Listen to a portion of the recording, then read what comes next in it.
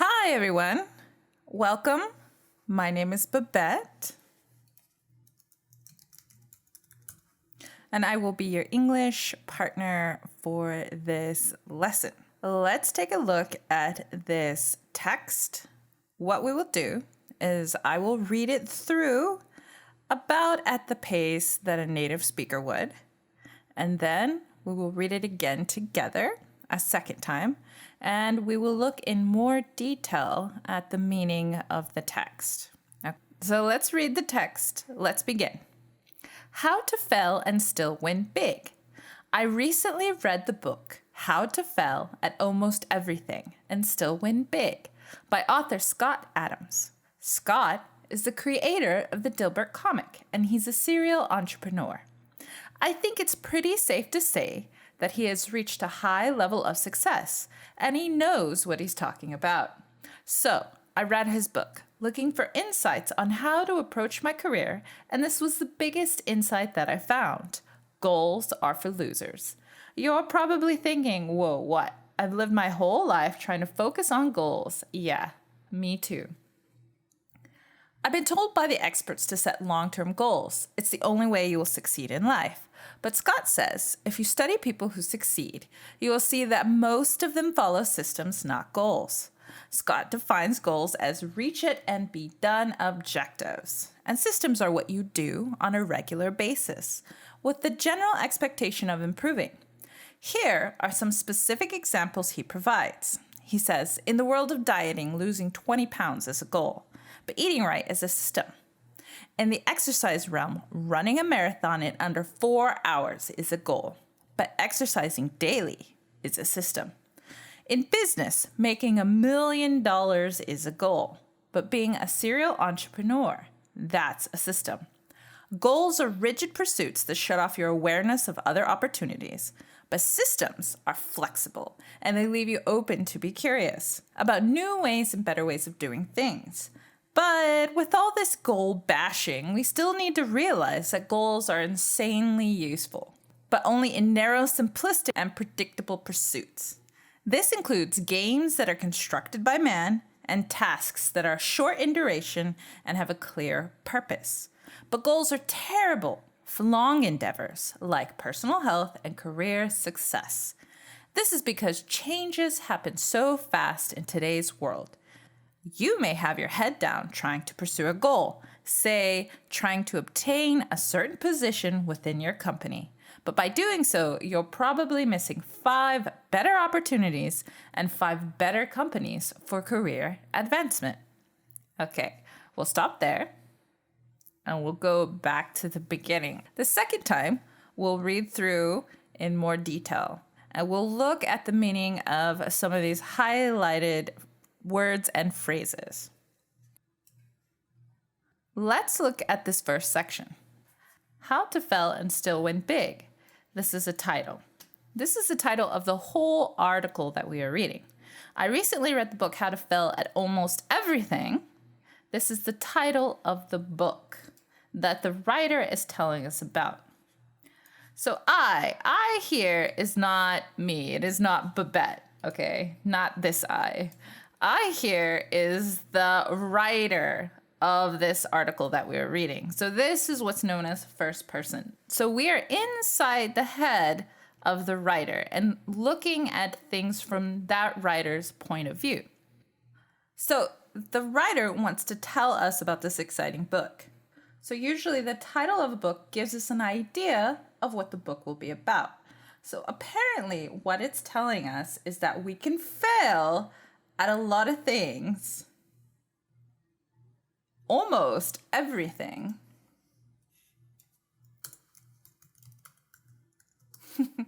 Almost everything. So almost everything here means we can fail at a lot of things. Okay, almost everything, but we still win big. We still manage to win at least one thing. And here it can be a big thing. Okay, we're talking about winning big. So what does this mean to win big? How can we both fail and still win at the same time? Well, Here we're talking about different kinds of wins. So for example, if you find some money, that is a small win. Okay, we have small wins. So finding money, that's a small win. Or your bus is not late today. That would be a small win. What would be a big win then?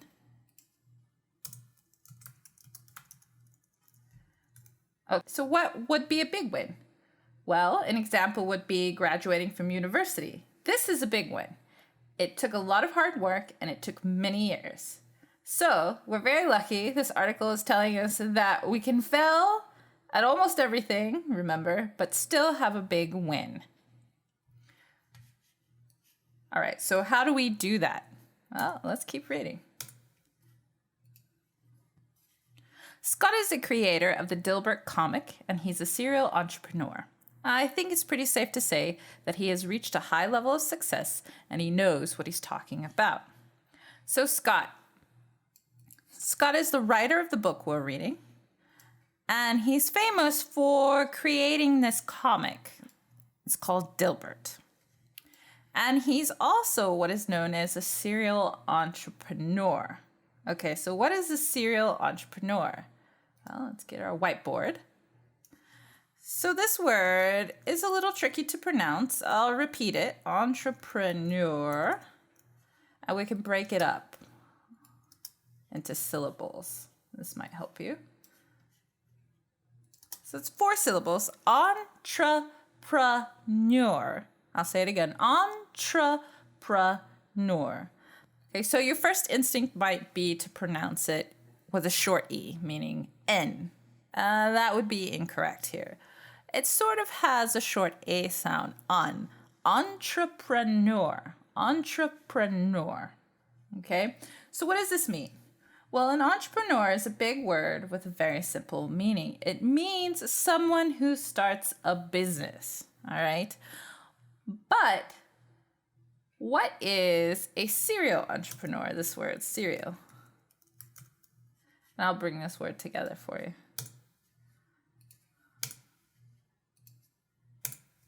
What does this mean? It's not somebody who eats or sells cereal, because it's an entirely different word. That word is spelled cereal, C-E-R-E-A-L. This is food, cereal. This is the type of food that we generally eat for breakfast, okay? Not this type of cereal. It's this cereal.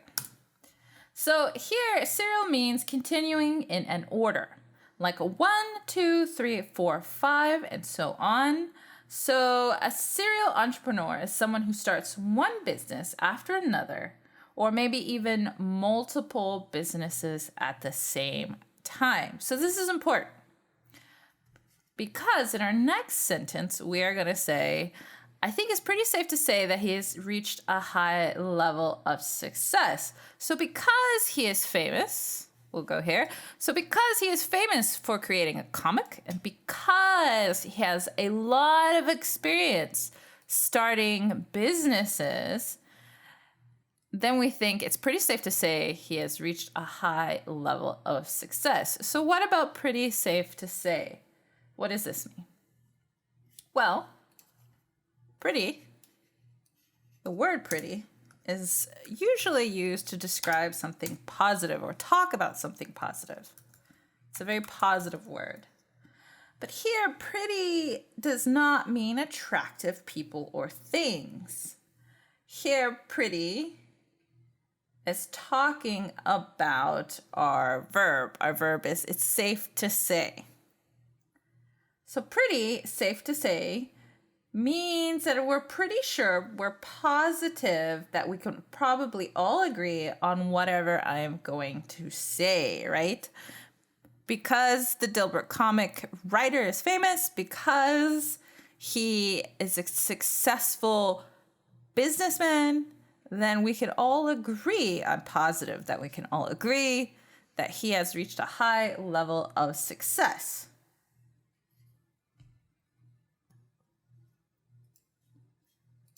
Okay, reached a high level of success.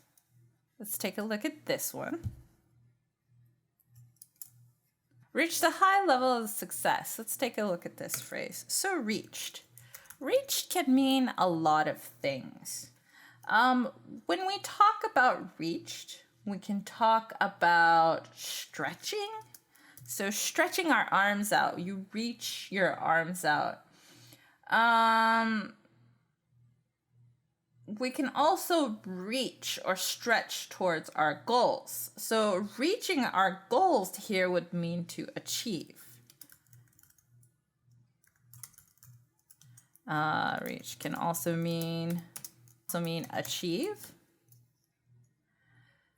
So to reach out to people can also mean to communicate with them.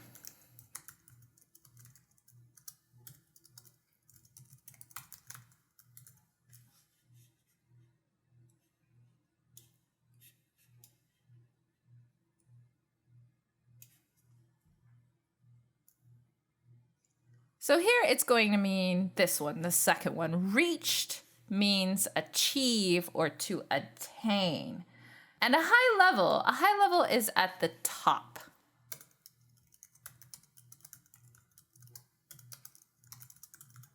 So here we have achieved the top. An example would be, if I climb a tall mountain, I'll stop when I reach the top being the highest level. I have achieved the best, the highest. Okay, so Scott, because he has experience as the serial entrepreneur, because he is successful, we can probably all agree that he is the best at what he does. He has achieved the top of success, and because of this, he knows what he's talking about, meaning we should listen to his advice because he might know what he's talking about. We'll see. Let's read more and find out. So I read his book looking for insights on how to approach my career. And this was the biggest insight that I found. Goals are for losers. You're probably thinking, whoa, what? I've lived my whole life trying to focus on goals. Yeah, me too. The writer of the article is telling us reasons for reading the book. The writer was looking for insights on their career, okay? And they're going to share with you the biggest insight that they found from this book. The insight is goals are for losers. Okay, this is shocking, all right? We are told goals are important. And the writer agrees, right? I was surprised. I lived my whole life trying to focus on goals, and this book from this successful person is telling me something different. They're telling me goals are for losers, not for winners. Yeah. And the writer agrees. This was my first impression. I was shocked too. Looking for insights. What does this mean? Well, looking generally means you are searching or wondering about something. You're searching for something. You're wondering about something. You want answers to some important questions that you might have. Insight. This is going to be a hint at the answer that you want. I am looking for insight into my next move, my next life decision. Insight gives you an understanding of your problem and how to solve it. It gives us a solution. The writer was looking for insight into a problem. They were looking for insight into a problem. Here, the problem is their career. Okay? Goals are for losers. So this was the solution we discovered from the book. Goals are for losers. A little shocking, yes. What do they mean? So goals, this is something that we chase after. There's something that we want to achieve, something that we want to reach, something that we want to accomplish. For some people, goals are their career. For some people, goals are to get rich. Some people, goals might be to marry. These are things that we want to get. Things that we chase after. And We are told by a lot of people that goals are important. If we don't have goals, we won't be successful. No, Scott is telling us goals are for losers. This is interesting. No one wants to be a loser. So what does he mean by a loser? Well, a loser is someone who does the opposite of winning.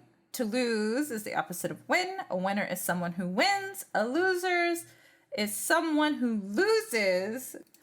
Okay, so goals are for losers. A loser is someone who loses. Goals are for people who lose. That's what he's telling us. I don't understand. Let's go ahead and keep reading more. So you're probably thinking, what? I've lived my whole life trying to focus on goals. Well, me too. Yeah, most of us have. Whole life. Well, whole generally means everything. Okay? The whole world knows that. Yes, everyone on earth knows that. I went to the market and bought a whole chicken. Whole means not just a piece, not just the wing, not just the breast, but the whole thing, the entire chicken. I lived my whole life trying to reach my goals.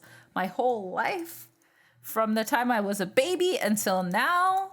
That's a very long time. So my whole life, a very long time, I've been told goals are important. And this strange person in this book is telling me I'm wrong.